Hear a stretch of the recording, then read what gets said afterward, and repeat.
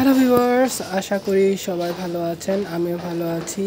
তো আজকে একটু ভিডিও শুরু করলাম। তো জানি না ভিডিওটা কত দূর করতে পারবো, কারণ আব্বা আম্মা হজ থেকে আসতেছে, তো তাদেরকে পিক আপ করার জন্য একটু তড়িঘড়ি করেই আসলে বের হইতেছি, কারণ তারা ল্যান্ড করার পর আমাকে জানালো।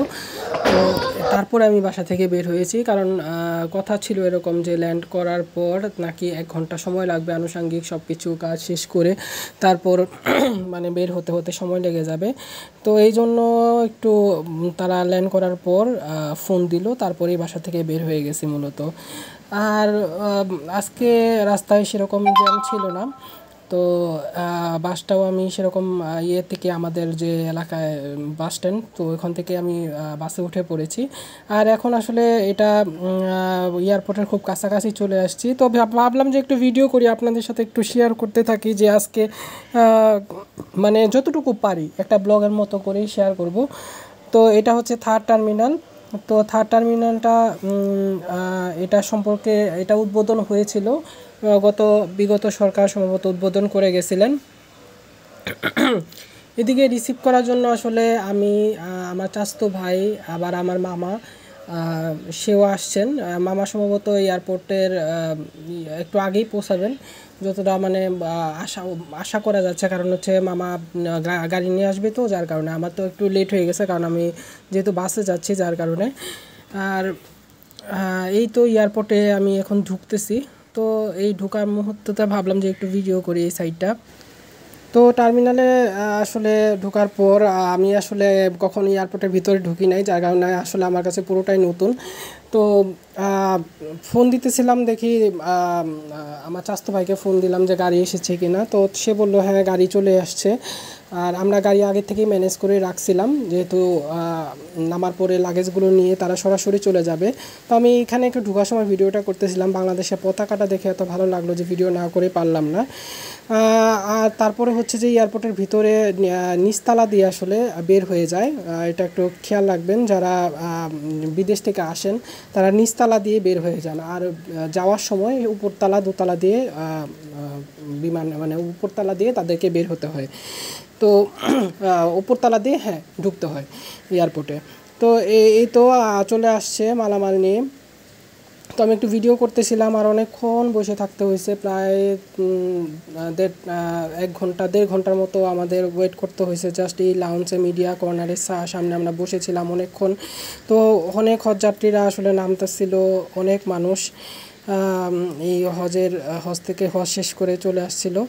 তো আমার মামা আমাকে গুলশান 2 এখানে যে মোড়টা আছে এখানে নামাই দিছিল। আর তো বৃষ্টি, আসলে বৃষ্টি প্রচণ্ড বৃষ্টি, এতদিন আসলে বৃষ্টি হয় নাই, তো আজকেই যেন সব বৃষ্টি হচ্ছে। আমিও বের হলাম, বাইরে প্রচুর বৃষ্টি। তো ভাবলাম যে গুলশান 2টাও একটু ভিডিও করি, শেয়ার করি আপনাদের সাথে। গুলশান 2 থেকে নতুন বাজার পর্যন্ত হেঁটে আসি, হেঁটে আসার পর নতুন বাজার থেকে বাসে উঠে নদ্দা চলে আসি। তো এই তো থেমে থেমে ভালোই বৃষ্টি হয়েছে আজকে। আর এই তো আমার বাসার গলির রাস্তা পুরোটাই কাদা কাদা হয়ে আছে। তো একটু ভিডিও করলাম, সব কিছুই আজকে একটু শেয়ার করার চেষ্টা করছি আপনাদের সাথে। তো ভিউয়ার্স, এই তো বাসায় চলে আসছি। আর বাসায় চলে আসার পর এখন দেখতেছি বৃষ্টি থেমে গেছে। আসলে আমি যতক্ষণ বাইরে ছিলাম ততক্ষণই বৃষ্টি হচ্ছিল বাইরে, আর পুরাটাই ভিজে গেছি। আসার পরে তো গোসল করলাম। মূলত ক্যামেরাটা এখনও ওপেন রাখছি, কারণ একটু শেয়ার করব। এই খাবারগুলো নাকি আম্মার ইয়েতে দিছিল, প্লেনে দিছিল। তো এই তো আম্মা আবার ব্যাকে করে এই খাবারগুলো আমাকে দিয়ে দিছে। এখানে কি দিছে দেখি, প্লেনের খাবার এগুলো। এইখানে আছে এই যে জুস আছে একটা, এই যে জুস, তারপরে আছে খেজুর সম্ভবত, এটা যাই হোক খুললে বোঝা যাবে। এটা সম্ভবত নাট বা চীনাবাদাম টাইপের কিছু একটা। এখানে কি আছে আমি একবারে সব বের করে ফেলি। আল্লাহ, অনেকগুলো জিনিস আনছেন তারা। এটা কি দিছে, কেক। এখানে আছে কেক, কেকের ইটা আবার ভেঙে গেছে। কেক দিচ্ছে, বিস্কুট, এই বিস্কুটটা হয়তো তারা খাইছে তা জানি না। এই যে এখানে আবার এই যে জুস আছে, এই যে আবার এই আরেকটা প্যাকেটের সম্ভবত এটা। এইখানেও কি দিছে, জুস দিছে। এটা অরেঞ্জ একটা জুস, 2টা অরেঞ্জ জুস দিছে আমাকে, এই যে 2টা অরেঞ্জ জুস। এগুলো সম্ভবত চকলেট সামথিং কিছু একটা হবে। আচ্ছা যাই হোক, যেটাই হোক।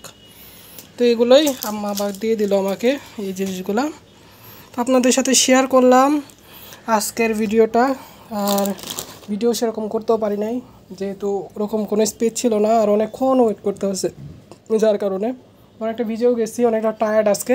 তো এখানে শেষ করছি। ভালো লাগলে ভিডিওটা অবশ্যই লাইক কমেন্টে শেয়ার করবেন, অবশ্যই চ্যানেলটিকে সাবস্ক্রাইব করবেন। ধন্যবাদ।